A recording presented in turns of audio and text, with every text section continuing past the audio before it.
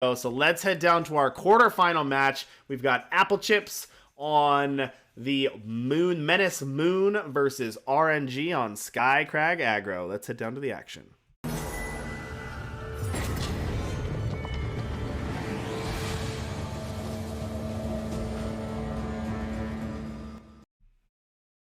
Alrighty, welcome everybody to your top 8. We've got Applechips at the bottom of your screen. We've got aReNGee at the top. Let's jump into this. Both players have auto treads. Also got a Gleaming Granite in here, followed up by a Kroll. Not really the time that you want to draw Kroll, but it's not the worst.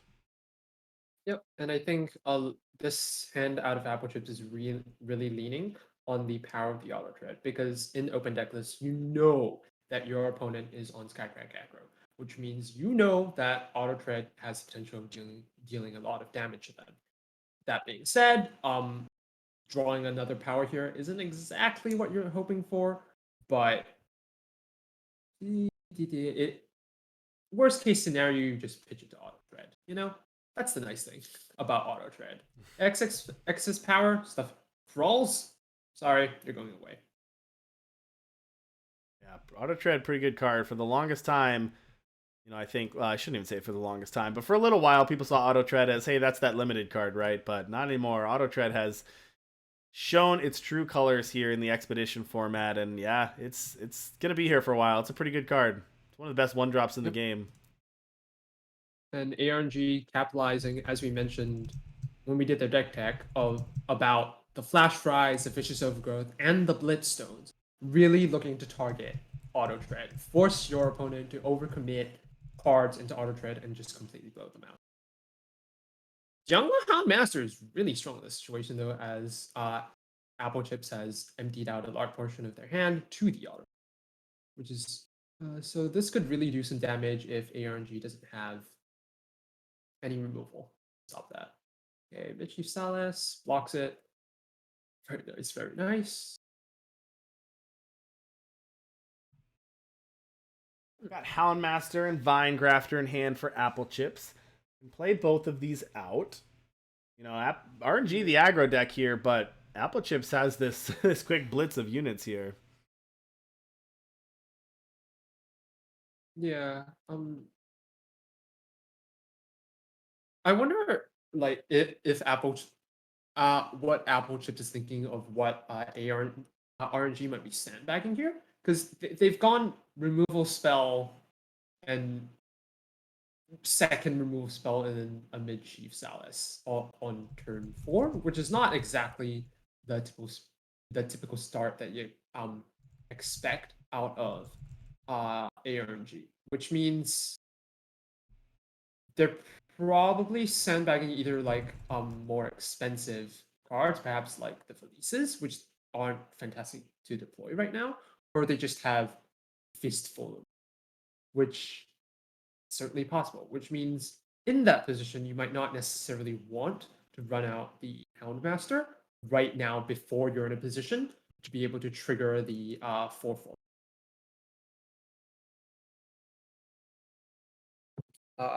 The way that the Houndmaster trick works, your opponent doesn't have the opportunity to interact with the Houndmaster before you get your tandem attacking trigger. Right. So that you'll be able to set it up so you get your 4/4 either way. Okay, so but Applechips deciding they've probably run out removal, right? I'm just gonna run out. Okay, that Deciding to run out both units, and that's not unusual for Applechips. Obviously, we've talked about Applechips, very good player, very good at technical player, thinking through their lines. You know, really understanding like what's the risk at playing this out, what am I choosing to do, and obviously Upset going to use these 2 units, but understanding what the risk is, how to take it, and you know. You got to play to you got outs, and you got to play to win the game. And no doubt in my mind that Applechips went through all of the cycles there and made the best play possible to them. Absolutely. Like, yes, like committing those 2 units was unfortunate, but at the same time, they've already played 2 remove spells. How much more removal can they have? For aReNGee's build, quite a lot, but still. Ooh, Houndmaster. Ay. Yeah, and Applechips. Ooh, and the power off the top is definitely not what they're looking for there. Still might be able to survive, but not in great shape once the tandem. Oh no! Oh, that is really bad news. I'm not quite sure Yeah, how that's. Applechips is supposed to I don't think they win. are. I don't think they are supposed to win it. Vinegraft are going to go to the market, but not even any time to play anything from the market. This game's just over. Yeah, Applechip's going to toss that one in. So well played, GG's aReNGee for taking that one. Well played. Game number 1. Remember, this is best of 3. We got some time. Yep. aReNGee going to take the first And one. as have you seen, just because your Applechips' back is against the wall doesn't mean they won't pull out an amazing come from behind victory. Yeah, absolutely. aReNGee's deck has looked really solid tonight. I'll tell you what, the Skycrack aggro deck, seemingly every time it's on camera, it's just beating down and demolishing opponents. And I think aReNGee is 4-1 on the night and doesn't show any signs of slowing down now. Applechips going to have to turn it around here and try to turn this around if they want to stay in this and get another win under their belt and potentially go on to win the tournament tonight. Yeah, you don't have any fire influence, and if you don't draw, it's kind of like a multiplied. But Yeah. you've got a permafrost, you've got a vine grafter, which is hopefully going to be quite strong against what Skycrack deck has going on, and hopefully you can use the Whispering Wind to perhaps try and crawl back the 2 fire units that you at present cannot play. All right, starting off with Darlee. That's a quick clock right up there. Got a copy of Rage Grafter, Vicious Overgrowth of Valise in hand, plus the Skycrack blueprints. We might go Darlee into Rage Grafter here, but Applechips clutch finding that Skycrack banner off the top there. Didn't need it. Seed of Chaos as well. Seed might even be better because it allows you to play out undepleted this turn. Yeah, allows you to play a 2-drop and get your fire. You'll play out that Whispering Wind. Now, aReNGee is probably... I assume you fire up this Vicious Overgrowth. We've seen all night long these players how much they've respected this Whispering Wind and said, no, we're not going to let that wind in. I'm not even sure if we've seen a Whispering Wind attack tonight. I feel like every time we've seen Whispering Wind, it's hit the void immediately. I mean, it's a very good card if left unchecked. And I think it was an appropriate... Yeah, I think in Applechips' position, because they weren't necessarily under a lot of pressure, like at most they just draw whack in for 6, which really isn't that much, because you know that aReNGee doesn't have a way of, quote unquote, amplifying the damage, so to speak, with the likes of Side Slash, weapons, etc., etc. So at most, you know you're going to get hit for 6 damage, and therefore be comfortable lining up a attack with Whispering Wind should it live. Never mind. Another Whispering Wind. Well, there's another Whispering Wind off the top for Applechips, but instead gonna go to the market and toss that Whispering Wind away for a combust. Probably gonna combust away this Valise and say, yeah, that can't stick around. There's just too much value in that 4/4 body. Throwing away that Grenadin and then gonna hold that Vine Grafter back. But yeah, that Valise is just too much. We've seen this before, though, and I think the only games we've seen aReNGee really drop are the ones like this where they've kind of run out of gas. I mean, if Applechips is able to take care of this with like, permafrost, then aReNGee has nothing, like literally nothing. And Applechips can turn this very quickly. And with that Houndmaster, there's just a lot of threats that if you let live even for 1 turn right now in the Expedition format, they will just snowball completely out of control. And we've got a pair of them out of Applechips right now, which is horrifying, terrifying, just a lot of fying. A lot of fying things right now. Okay, using that Darlee ability is going to be able to attack for 5. That's also because the empty-handedness is going to be able to get out invasive species, and I don't think we've seen invasive species take over the game as much as maybe we thought it would in preview season, but it is pretty good in tandem decks where you can just get an extra body there for free if you need to attack with 2 things. But Applechips gonna hit that Krull, gonna put Applechips down to 4, But it does allow them to get a Gleaming Grenadin back and potentially maybe save 4 damage. So maybe even life neutral there on that. Can't hit another one though. Yeah, I think you probably just Frost. Do you play the second Frost here? Yes, I would. Yeah, definitely play the second Frost because in case they hit like a Vicious Overgrowth, you don't want them getting it for 2 and then finishing it. That is probably how what their out is at this point. Sorry, what aReNGee's out is at this point. There is not specific. I'm sorry. Auto tread. Look at that draw. Now no cards in hand to fire things off with that auto tread. Actually, maybe not even the best draw given the situation. Yeah. Can't really use it to its max. Yep. Oh yeah. aReNGee at this point is like, come on, Applechips, top deck crawl, top deck another crawl. We've seen it happen before. I think my most watched clip on Twitch is me screaming about a top decked scroll for lethal. Promise, chat, I will protect your ears if Applechips draws another curl on this next turn. aReNGee gonna go all the way down to 3. I don't see a way for aReNGee to win this on this next turn. That Prowling Amarok has Aegis. Yep. I take a lot. Chip's gonna seek power. aReNGee might be on the Kroll plan now. Flash Fry. Yep, that's not gonna cut it. That doesn't quite do it. Flash Fry not quite gonna do it.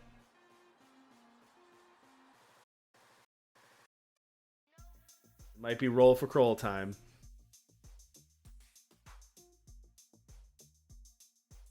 aReNGee, of course, making sure that they can check all their outs. Anything we're missing. You're in the top 8 now. Take some extra time.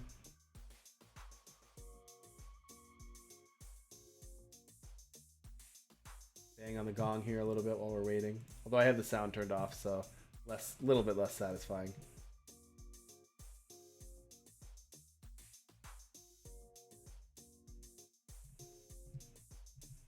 Take a look at our back tables here. Do we have any results from the other matches yet? The Flash Fry, the Grenadin attack in, but it's not going to be enough. Earth's Overseer and Platypus King are tied at 1 game apiece. Spifferific, actually all the other matches are all tied at 1 game apiece going into their game 3s. Ooh, close fight. Very, very nice. This one's going to eventually go that way as well. Oh no, aReNGee, you gotta go for the Kroll flip! Oh no! Oh, you gotta at least try. Yeah. Oh, we'll never know. We gotta let Applechips look at his little profile thing and let us know if the next card was Kroll. Oh no! I guess there's too much honor in letting your opponent go down with Kroll. I don't know, but. Gonna tie things up. So Applechips gonna tie things up at 1 game apiece. They're gonna jump right back in. So let's head down game 3.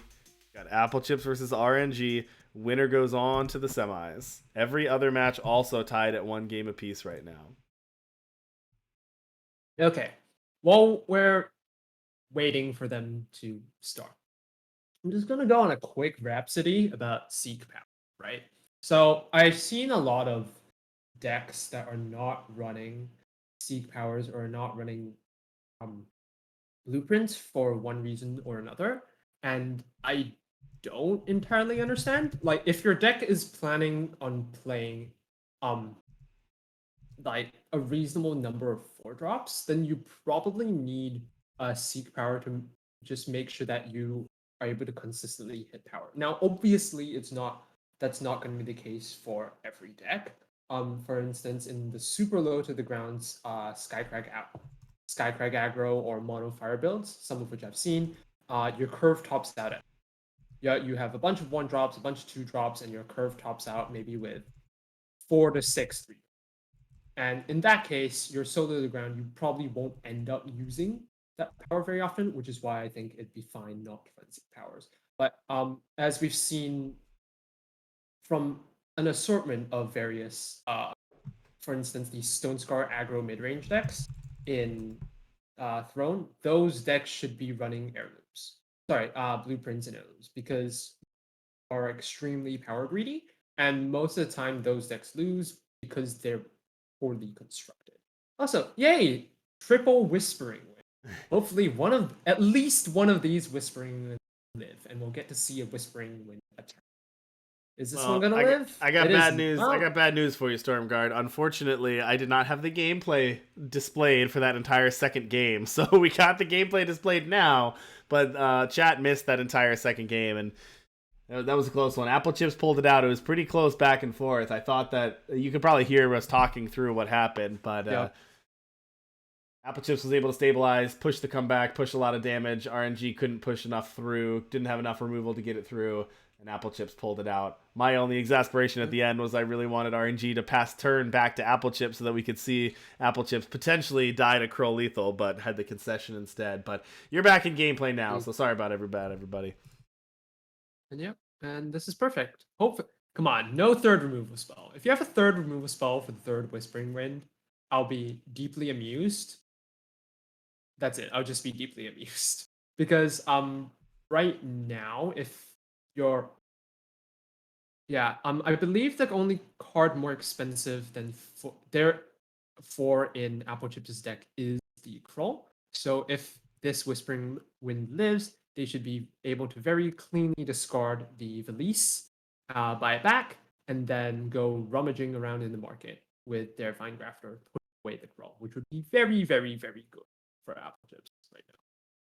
Update from the backup table. We've got our first result. We've got Spifferific taking a 2-1 over Alex Fierro. So Spifferific on Menace mid-range, one of our finalists from the Winter Invitational, and then competed also in the Spring Invitational as well, is going to move on to the semifinals. Going to take on the winner of Male versus Arit. So whoever wins that one is going to be, that's going to be a pretty good match.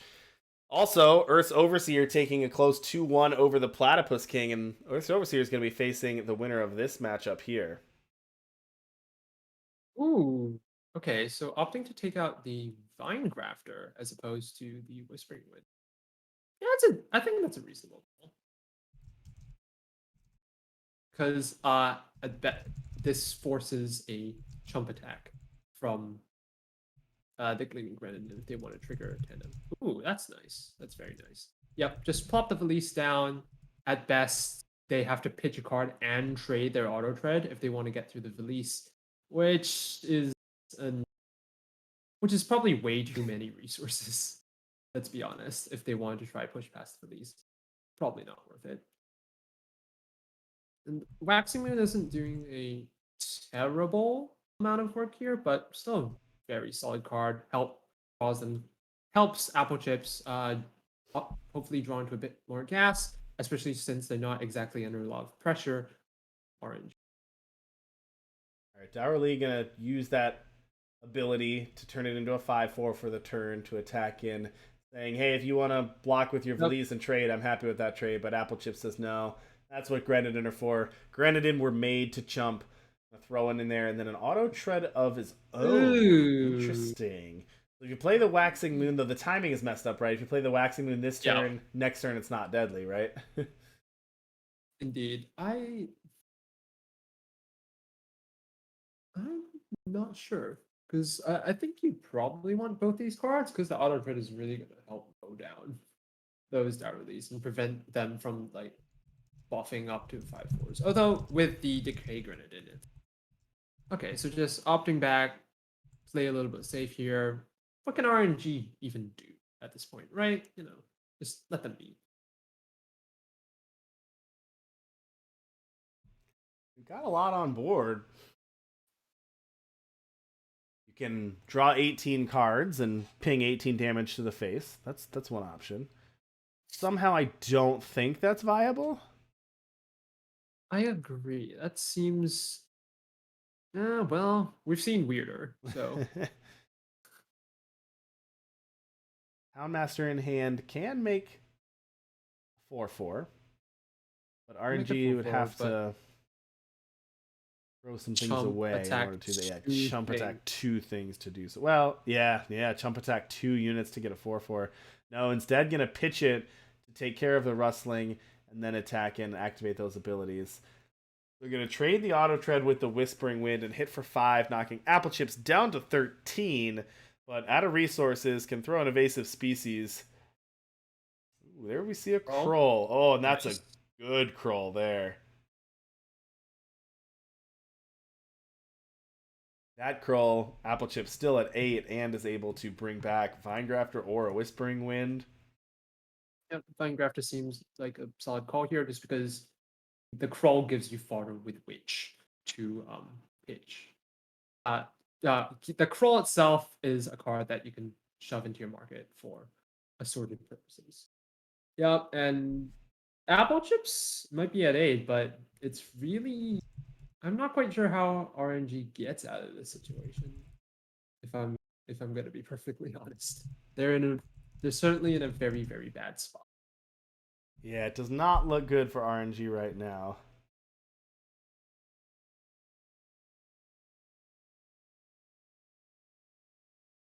Attack, Yep, but just yeah, block at just least. block. Oh nope, sorry. Yep, gain that life. Yeah, Why gain not? the gain the life off of the Granahan for sure. Now those units are deadly again, as is this auto tread. If Applechips wants, they can go pew pew.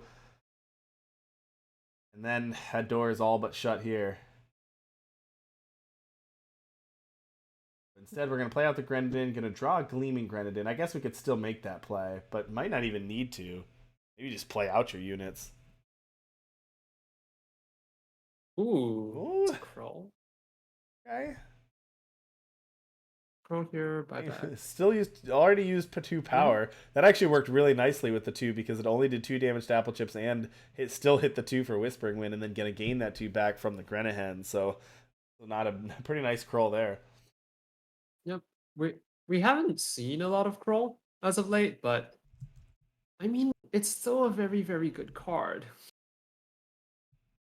Even if we don't have know when to hold them in expedition to necessarily support it in that manner.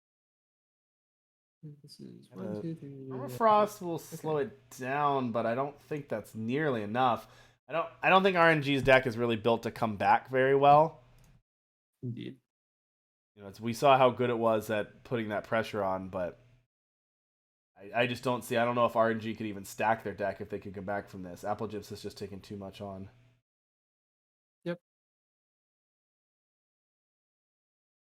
Yeah, just having to deal with RNG definitely respecting the power of the Whispering Winds and committing removal spells and their turns to dealing with those Whispering Winds.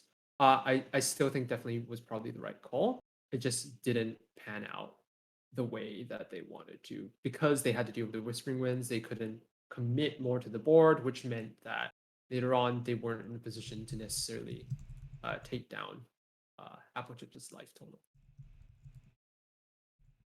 Indeed, and Applechips even in position to be able to get that preemptive combust just in case RNG does grab a blocker or anything.